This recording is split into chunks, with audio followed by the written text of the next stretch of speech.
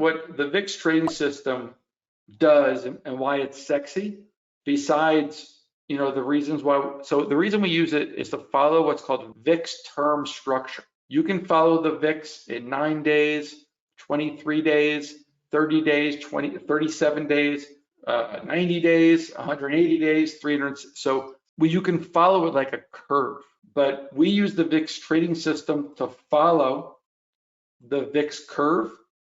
And with that, it comes with a trading strategy that gives off buys when certain metrics are met. And it also, which is the coolest thing, it comes with a back tester. You can back test the VIX strategy.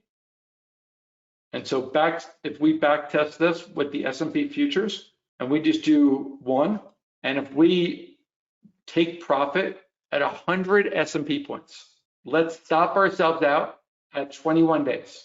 We can do 40 days, you can do 80 days, you can do no days. But we use 21 days because it performs really good. But again, we can use anything we want. Backtest trade size 1, we're gonna make 100 S&P points. And if not, 21 days, we gone. Once we get a buy signal, okay, apply, okay. If I come up here and I use a max available, now the max available data is only gonna take us back to 2013 because that is when the products that make up VIX term structure were released. So that's the only amount of data we have.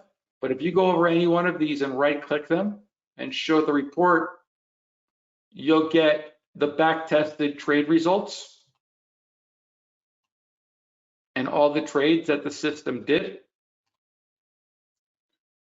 And out of this trade P&L, there was only one loser of 3,687, one loser of 1,687, and then besides that, there was 52 winners. This comes part of the VIX trading system. This is all back-tested data using a 1 lot of S&P futures.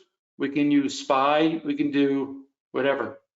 These are S&P futures trades, 1 lots. You can do the same test using SPY, but instead of the spiders, you wouldn't do a 1 lot, right? Say we do 100 SPY trades, 100 lot of SPY, same parameters, total orders, winners 25, right? 25, and trade P&L. I don't know if this is a loser. Is this a loser if you lose $14? I don't know if that's a loser. 1 loser, 2 loser, and a little loser here.